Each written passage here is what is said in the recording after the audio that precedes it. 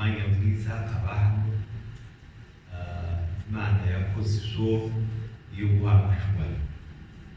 Cya kabiri nshimiye ubuyobozi bw'itorero bampaye umwanya gahagarara hano kugira ngo taramane twumve ibyiza by'Imana nk'ibi tumaze kubona.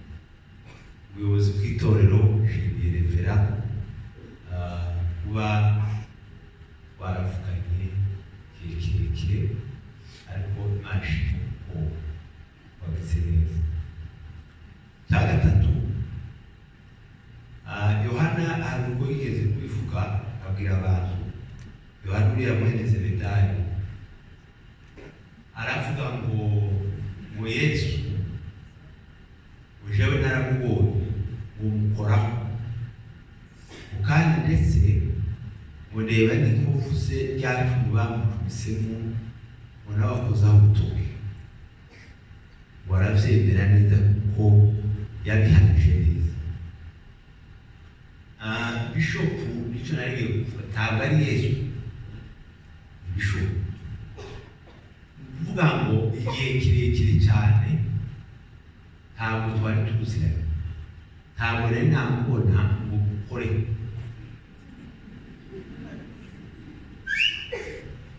Naje hano nahagaze hano nk'ikubwe kazingahe ari hanze ariko kagira amatsiko, noneho bampuza umuhungu waje wa kabiri ampuza nawe, wamara kumpuza nawe ndavuga ati se sha urampuza na Bishopu utazi izogenda, arambwira ati ni amahoro ya Kristo. Sawa, noneho kagira amatsiko, rimwe yigeze kugera Nairobi tugenda sinari mpari aterana Kayore ariko numva amahoro shaka kuvuga ngo nzobubone nikorera, noneho biratinda umugabo we yatsindirimwe batinda kuyimuha, warangize aravuga ngo iyo gusigaza akanya gato unarikuwe. Noneho naje iminsi yabayeho ndashakisha uburyo bwose, ndashakisha ariko umunsi wari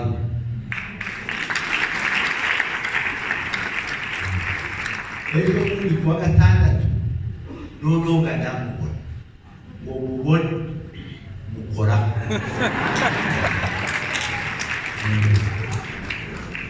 kandi mukozeho, ndamukoze mu kiganza mukora no mu rubavu, ndamuhobera kandi ndabamuhobera neza, numva ibintu bibayesha, ndavuga ngo Mana igihugu unanye nacyo, none Bishopu kiye bugufi munsi yawe.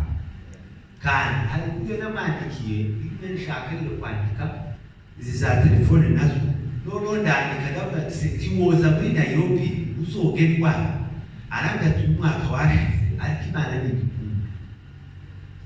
niyo gasura twiringira akaba ari ko byara. None Bishopu bishimiye kubona kandi nzovuga amakuru zoyavuga, nabwire umugore ga mu buzima bw'abantu busanzwe niwe namba wani.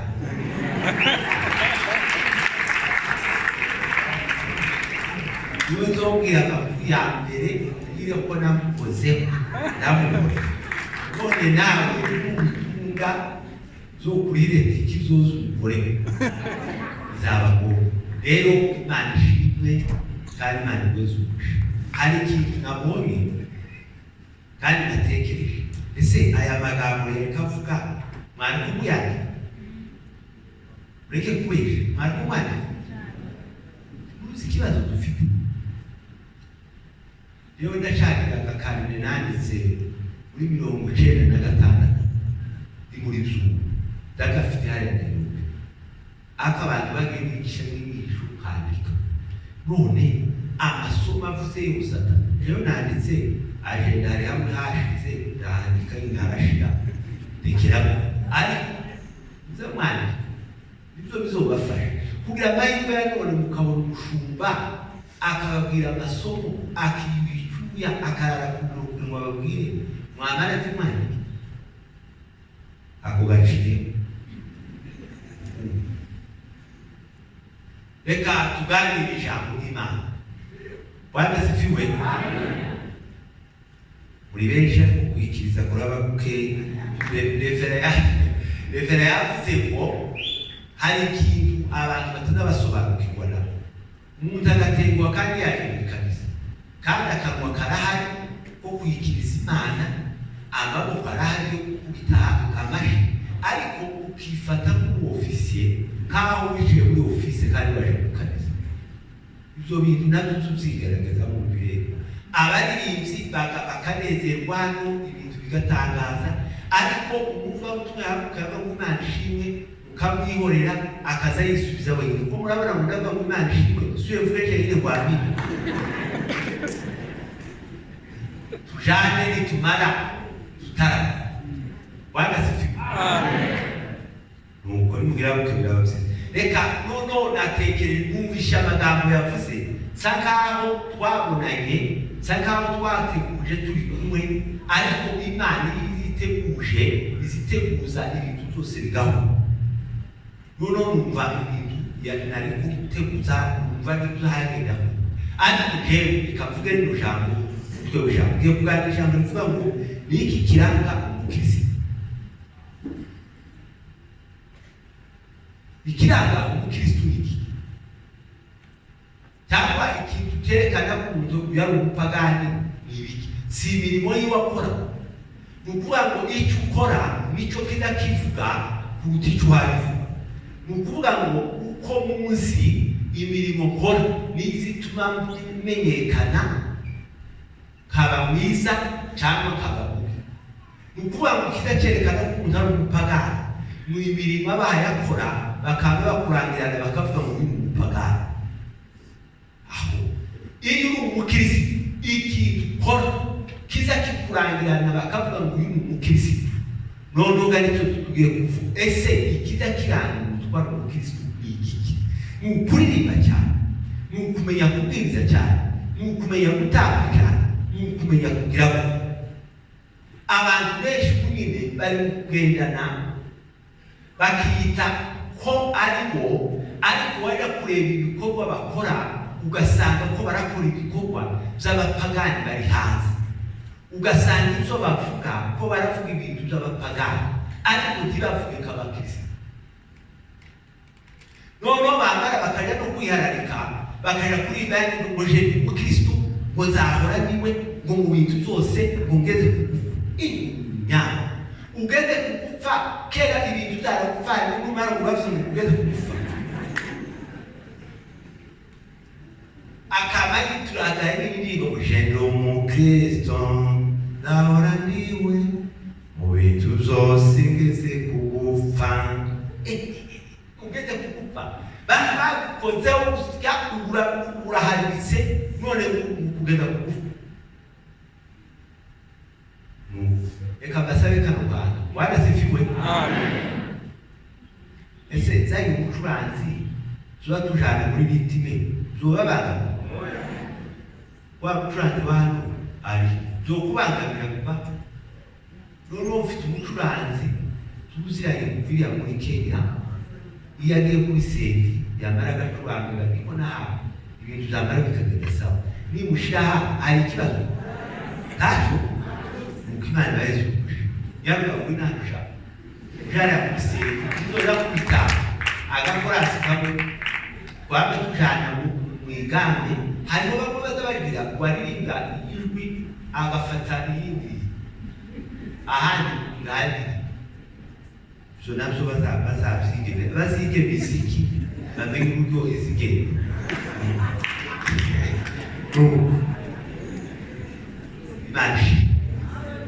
Nanshi bose ari kumusoma no kwicarira hano, ariko reka mvuge ndavuga ibintu bigera kuri bitanu, ariko kandi ndari huta kandi ndangiza kwa cyane.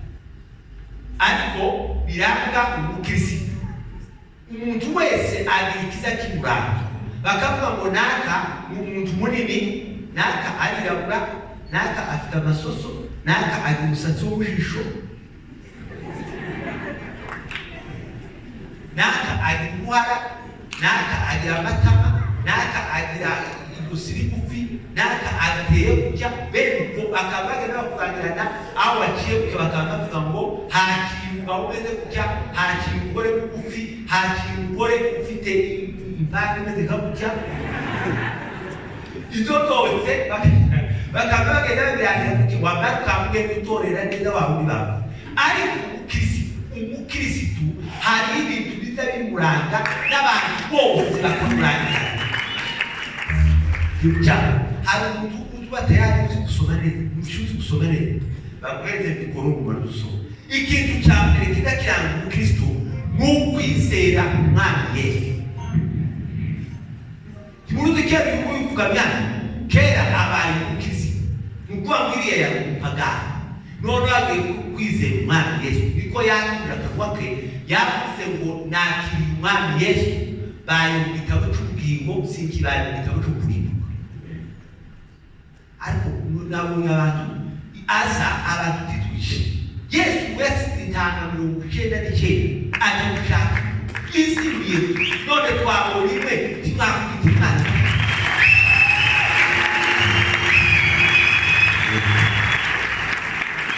Reba kwandiko kwa mbere rwa Petero igice cya mbere ku wa 6 mwumve umukristo ikiza kiranga umukristo cyane. Kwandiko kwa mbere rwa Petero igice cya mbere ku wa 6 avuze icyo gituma mwishima umva ikiza kiranga umukristo cyane mu kwishima. Yakoze ku magambo urebe abantu bari gutandukana abagore n'abagabo baratangije neza ariko umusho ku bagatanga zari zose cyane witare bashiye n'abandi zose bikaba bibayize ariko ubwire tuzorangize neza. icyo gituma mwishima, nicyo gituma umukristo kidakimuranga cyane mu buzima nuko agira ibyishimo muri we. Komeza nubwo ahari mukwiriye kumara igihe gito mubabazwa, nubwo yogira igihe gito yababazwa akarwara akagirirwa nabi agatukwa akavugwa nabi n'andi magambo atari ariko iwe muri we kuko ari umukristo azaceceka yamara akabyiringira akavuga ngo uyu ni umutiyani mpari cyangwa kuko ni umukristo. Nibibagerageza byinshi, ibitugerageza ni byinshi ariko byatazikubitaho ugasanga ni umukristo. kugira ngo kwizera kwanyu kugaragare ko kurusha abo igiciro kugira ngo none birangiza ko turi abakristo kwizera kwanyu kugaragare kuko kuruta ifeza n'izahabu zose kuko biragaciro zoka bizabisha mu muriro bikabona koko ko ari feza. Natwe none niba turi abakristo dukwiriye Kristo ugaca mu muriro ugaca mu bigeragezo ariko ugakomeza kwizera. kandi zahabu nubwo ishira igeragereshwa umuriro, kandi kugira ngo kwizera kwanyu kugaragare ko ari ukuri amaherezo kuzabahesha ishimwe n'ubwiza n'icyubahiro ko Yesu Kristo azahesha. Umukristo imwovuga ngo amen. Umukristo ikintu kitakimuranga ureke babwira akantu igihe kimwe twagize dukoresha ikintu kimwe abantu benshi bashaka kwita kandi tudafite ubwenge turi insuzu ariko Pawulo yaranditse yandikira Abikorintho arababwira ngo nubwo bamwe mu batubona dusa nkaho turi abanyabwenge ngo cyangwa twizereze ariko dufite agaciro cyane. Noneho icyo gihe dukoresha ikintu kimwe cyo kwizera. Urashaka kuba umukristo kimuranga no kwizera. Hari abantu bamwe baza basenga ariko ntibagire kwizera. Noneho ngo tumare dukoresha akantu twari kubona Tito Kamenyero ari muri Amerika. Noneho twari ikizingo bamwe barahazi. Noneho ngo tumare dukoresha ijambo ryo kwizera. Turavuga ngo twari kumwe dusenga. Turavuga ngo dusenge. Noneho nimugoroba titurya ibishimbo titurya isoko turarya inyama kandi izo nyama turya apana z'inkoko zanyu dutunze cyangwa z'ihene cyangwa z'inka, turarya inyama z'inyamaswa ivuye mu gihugu. Ko murari noneho ngo tumare abantu bari kumwe utuma ikizingo baravuga ati se utebuka na kamenyero Tito mwabaye ko murama ngo timurya ihene yo mu muhanda, timurya inkoko, timurya inyama z'inka. Turavuga ngo urarya izahe? Turarya inyama ivuye mu gihu y'inyamaswa isha. Niba nsizi niba ngo kumva akanyamaswa kitwa ngo nisha kameze k'ihene, ariko twaza tukarya karakaryoha.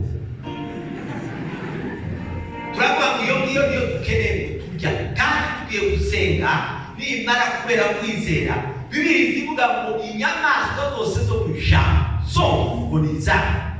None tugiye guhamagara inyamaswa ive mu ishyamba ize hano nishyika tuyibage ariyo turya n'ubwoko. Baba bavuga ngo abantu basaze barimo bisaze, ari umukristo ntagasa, aho umukristo agendera ku bwoko. Mwumva bame turasenga ngo turabize, dutangira gutanga gusa cyogeza senteza zitaraza, turanezerwa abantu bose bagomba kutureba. Inyamaswa iri ku murambi wo kwa Gakangwa ijya hirya mu Rwanda, ibibugu biraribwa, ibisimba biraribwa, yabigira gutya irasaragurika. Iyo ngiyo mu Rwanda yabiza yibuka iserwa ku murambi ibigeze mu muhanda, abantu barambiza bati dore inyamaswa n'urudore isha n'uroje mu muhanda. Abantu bati muceceke Imana iri gukora ibitangaza. Basenze abari mu mahombe baravuga ngo bararya mu nyamaswa yo mu gihugu. None muceceke bambagira gutya iciye mu bantu abantu nibwa zisibuka kwifata, abantu bariho barifata n'amaboko. Bamara kwifata n'amaboko barayituzanira, baravuga ngo ngiyi ya nyamaswa mwasaze ngaho. Ariko umukristo utaza kwizera wamara ukatwagaruka mu mukristo kwa ikiza kiranga umukristo n'ukwizera. Iyo nyamaswa twarayibazibona ngo bamare barayiteka barayikaranga bapigo saba tayari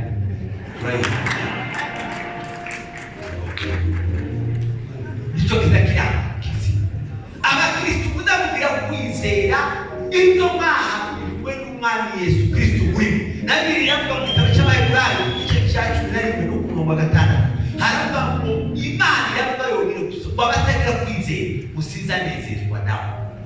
None uwo mukristo utaza kwizera ukavuga ngo tunezeze Imana, cyo ni ikintu cyaka yewe turi kumwe Mana cyaka n'iki mu gusoma ibyanditswe ijambo ry'Imana iki icyo kirakira kizi.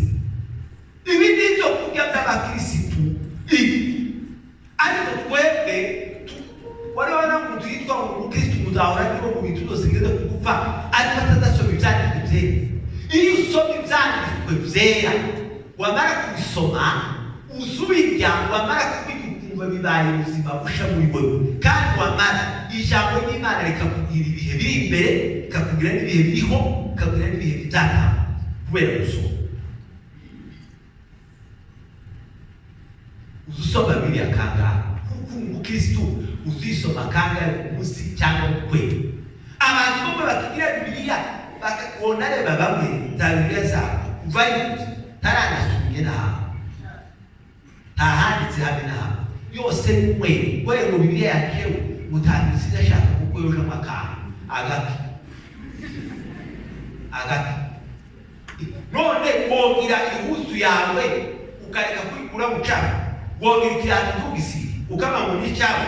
None ni gute wowe utunga Bibiliya ukareka utazisoma mu gitondo? N'igituma uzabwira ingorane ikintu cyari cyose wamushiga batubwiye mu kubera kudasoma Bibiliya. Ariko iyo usoma Bibiliya ikiza kiranga umukristo ni ugusoma Bibiliya akayisoma ijambo ry'Imana yaranditse ngo maze kurya ngombwa bamwe ngo maze kurya ngo imbere umunezero ngo n'ibyishimo. Ni ukuvuga ngo umunezero nani umuti birinda ibyishimo ni ibingibi twaboneye naco utwishimo, ariko umunezero uhora muri twe mu bugingo bwawe.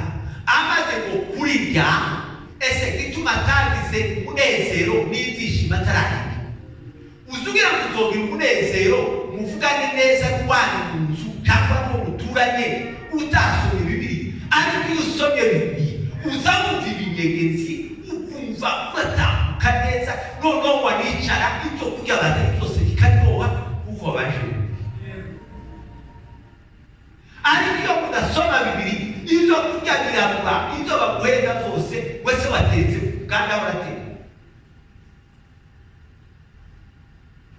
Jewe n'amana uducuba uyu mutima wawe ubiteka rwose mwiza kujya ushushe kandi kuko yewe ni wowe wahoze.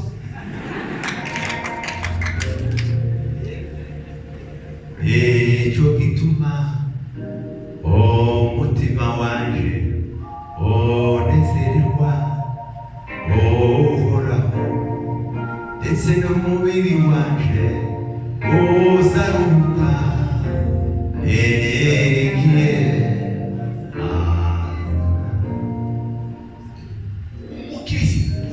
Umukirisi udasoma ijambo igita kituranga turi abakristo nuko dusoma ijambo ry'Imana ugasanga umuntu yarihugiyeho, ugasanga ubwenge ugaseka aho bwagiye, ukazora umugabo ko araseka, ukabona umugore ko araseka, ukabona umugomba ko araseka, yasoma imugu uko Imana yakunze bari kwisi cyane zakubitanga umwana wayo w'ikinege kugira ngo umwizera wese atari ayi sinzoribuka nyagasani ugaseka wawe. N'abandi mukora ku telefone akayambura ukabona ko telefone akayisekera kuva saa 2 akagenda saa 6 yarambuza kuri telefone gusa amafoto kuko yareba agaseka, bamwe gari bagufi, abandi barebare, abandi bazibuke, abandi bafite munini, abandi bafite akabayishwa n'ibitwe gituma utasoma utangire kwitangiro ubone harayoshe kuko Imana yari abantu umugende uzanira usangire rwoshe n'umara kwiti twenge umugore yumve avuga ati se zageze umubwire ngo natibutse muzanitwe numva birarwoshe. Nenora Mungu tamu tamwe, ulihubiri ni tamu, ulisikia ni tamu, ulielewa ni tamu.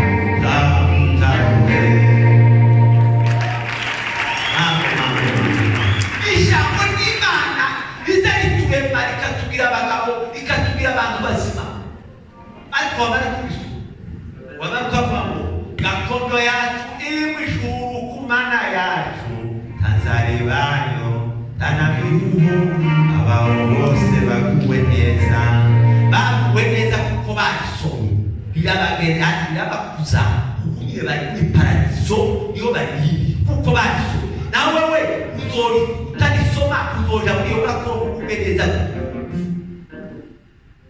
somi ijambo ry'Imana. Iyo warisomye neza igisimba kibasawa, ariko iyo utarisomye zabi biba ukurura kagenda ukumbi tugende. Cyakatatu ugusenga, icyo kita kiranga abakristo bagasenga. Abakristo badasenga umukristo asenga arangaraye arakomeye, nubwo ufite umubiri woroshye ariko umutima urahangaraye bakomeye wowe kwanga kwica abantu bose bagashira.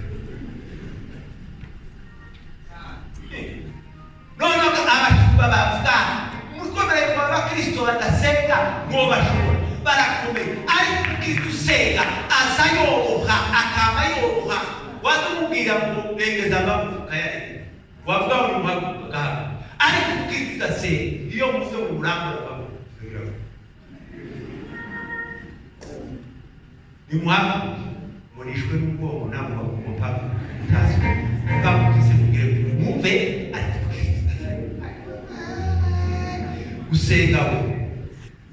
gusenga ukingura ijoro.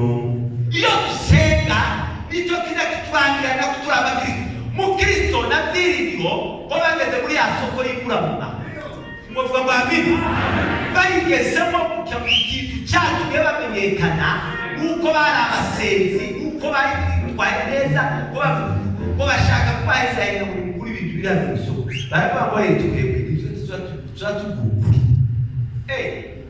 kuri umukristo usenga n'imvugo ye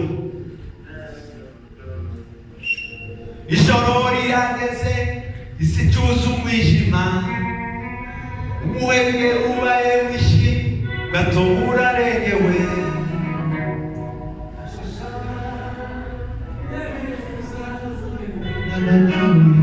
ubushobozi ukiramurishe wowe n'amahoro yo ku mutima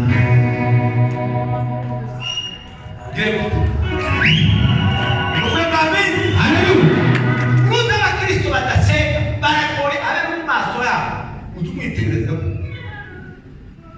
ukabona arakanyaraye agashaka kukwica ijisho kandi agira amaso ye wamurega ukavuga tugorara nienda simoja ariko umukristo usenga neza uzuvana kupiga muhonya akaba ngo kari umuntu w'Imana cyangwa kari wa mukristo ukaba wije ufite morale nawe umukristo udasenga taza seka ariko umukristo atiyoseka araseka cyane kitwa ariko umukristo usenga akagenda akajya mu cyumba akajya mu rusengero ugasanga yiherereye agakora senga kwandikira Imana izimwemera n'abantu bakamurangana bakavuga uriya mugore uriya mugabo umukristo adasenga kandi gusenga yumva